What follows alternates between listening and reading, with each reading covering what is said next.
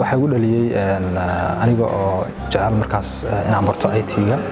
ayaa waxaan gali jiray YouTube-ka ama Google-ka si aan uga helo koorsooyin ama casharo waxa aan rabo sharaxay nasiixumo waxaan ka waayay wax Soomaaliya ama video Soomaaliya oo baahida qabtira markaas waxaan u wareegay inaan raadiyo video Carabi ama English ah si aan uga barto markii aan bartay oo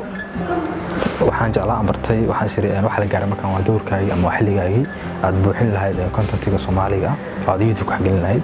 waxaan ku dhaqaaqay markaas inaan bilaabo inaan video diyaariyo duubo kadibna upload gareeyo oo YouTube geliyo markii ugu horeysay waxaad aan video upload YouTube geliyay 2012kii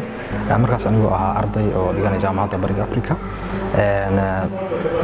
waxaan dhiganay markaas semester 3 waxaan geliyay video ugu horeeyay wuxuu ahaa PHP aan ku sharaxayo oo markaas aan dhiganaynay طبعا markaas ardadii jaamacadda dhigan jirtay dad badan ayaa waxay sameeyeen waxay soo celiyeen feedback fiican sida darteedna oo ku sii wado caqabada ugu weyn ee soo wajahday waxay ahayd marka aan video diyaariyo ama aan duubo YouTube geliyo oo aan waayo dadkii aan ugu talagalay ama dad badan oo video-ga daawada sama marba video aad iyo aad u macaan baa YouTube geliya kadibna waxaan arkaa dad yar daawaday taasna markaan arko videoda kale ajnabiga oo YouTube journalist ku jira ayagana dad badan daawanayaan keenana wax yar daawanayaan taas caqabadaas kaliya ay ahayd laakiin markii dambe waxaa ogaaday inta Soomaalida ay dad yar yihiin oo internet ku yar yihiin kadibna inta wax baratan ay ka sii yar yihiin marka qaarkood waxa ahaa dabcan waxa ay shaqaale marka qaarkood waxa ahaa shaqaale iyo arday labadaas ku ahaa saas darteed wax sameyn jiray xiliyada shaqada ka baxo kale wax ku diyaariyay diyaariyo koorsooyinka salaana kala koorskan Photoshop kan diyaariyay sodan video iyo sodan video mid walba hameenkii markaan shaqada ka baxo ayaan tagi jiray guriga oo ku diyaarin jiray marka qaarkood waxa laga yaabaa guriga marka tagto inaad u tagtid jawiga aan comfortable ahayn oo wax lagu diyaarin karo marka qaarkoodna aan sugo xiliyada ku saaxanayaan kala 11 ama kowda ama 12 kaamin oo kale marka qaarkood wax diyaarin jiray xiliyada samarka oo kale ama bisha fasax oo kale aan shaqada ka qaato marka saasaan isugu waday shaqada iyo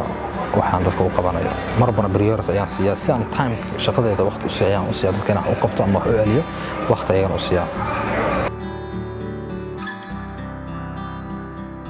horta wax walba waa kalsooni iyo go'aan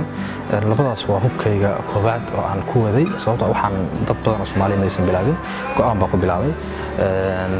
go'aankaasna waa ku sii waday kalsooni waa isku qabay dad badan haters oo jira oo kala ama wax badan dad badan oo barnaamijkan maxaa la wax ka sheegaya marba waxaan sameeyay jiray maxaa la kalsooni iyo azima dadka kale marba waa ku sii dhiiran jiray marka arko dad badan oo isoo mahad celinaya ama isoo duceynaya oo maalin ku faa'iiday video aan duubay ama maalin ku faa'iiday trigger aan siiyay oo aan YouTube geliyay walba oo Soomaaliya ama qof walba oo daawanaya waxa uu gudbinaya in uu sameeyo waxa uu khibrad ku leeyahay ama ku fiican yahay oo yaqaan oo kale in dadka uu gudbiyo cilmigu inta ka bixisay waana inaad dadka ugu talagashay amal tadawuci ama voluntary qof walba anaga mid wuxuu yaqaan oo dadka siiyo taas ayaan horumar ku gaari karnaa taas ayaan ku dardaarmaya oo dadku soo jeedinaya